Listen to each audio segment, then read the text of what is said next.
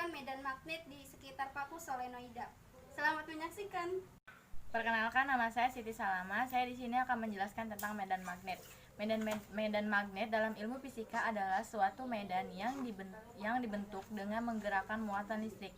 Arus listrik yang menyebabkan munculnya gaya di muatan listrik yang bergerak lainnya. Putaran mekanika kuantum dari suatu partikel membentuk medan magnet dan putaran itu dipengaruhi oleh dirinya sendiri, seperti arus listrik. Inilah yang menyebabkan medan magnet dari ferromagnet permanen. Sebuah medan magnet adalah medan vektor, yaitu berhubungan dengan setiap titik dalam ruang vektor yang dapat berubah menurut waktu. Arah dari medan ini adalah seimbang dengan arah jarum kompas yang diletakkan di dalam medan tersebut. Assalamualaikum warahmatullahi wabarakatuh. Nama saya Rusli Cahyadi dari 1246. Di sini saya akan menjelaskan tentang pengertian solenoida. Solenoida atau solenoid adalah perangkat elektromagnetik yang dapat mengubah energi listrik menjadi energi gerakan. Energi gerakan yang dihasilkan oleh solenoid biasanya hanya gerakan mendorong push dan menarik pull. Pada dasarnya, solenoid hanya terdiri dari sebuah kumparan listrik electrical coil yang dililitkan di sekitar tabung silinder dengan akuator ferromagnetik atau sebuah plunger yang bebas bergerak, masuk dan keluar, dan bodi kumparan. Sebagai informasi tambahan, yang dimaksud dengan akulator adalah sebuah pelaratan mekanis yang dapat bergerak atau mengontrol suatu mekanisme solenoid. Juga tergolong sebagai keluarga transducer, yaitu perangkat yang dapat mengubah suatu energi ke energi lainnya. Perkenalkan, nama saya Rindi Antika dari kelas 12 MIPA 6. Rumusnya B sama dengan 0 dikali I dikali N per 2L. Alat dan bahan yang digunakan yang pertama baterai, paku, kabel, gunting, dan yang terakhir paperclip.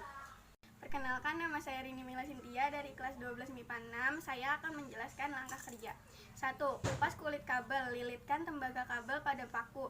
Usahakan serapat mungkin, kurang lebih 30 lilitan. Yang kedua, tempelkan ujung-ujung tembaga pada baterai dan tunggu beberapa saat.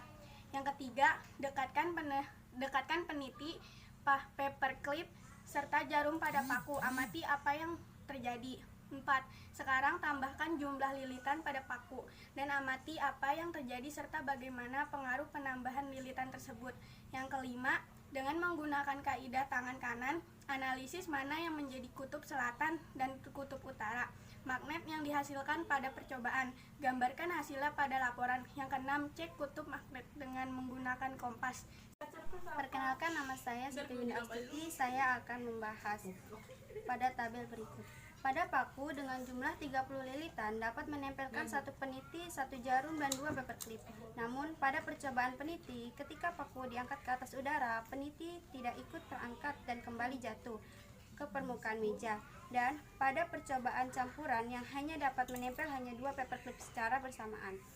Pada paku dengan jumlah 40 lilitan dapat menempelkan 2 peniti, 3 jarum, dan 5 paperclip. Namun pada percobaan campuran hanya dapat menempelkan 1 peniti, 1 jarum, dan 1 paperclip secara bersamaan.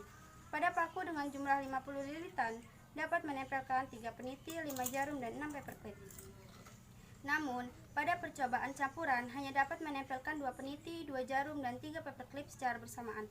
Pada paku dengan jumlah 60 lilitan dapat menempelkan 4 peniti, 8 jarum, dan 8 paperclip. Namun pada percobaan campuran hanya dapat menempelkan 3 peniti, 4 jarum, dan 4 paperclip secara bersamaan.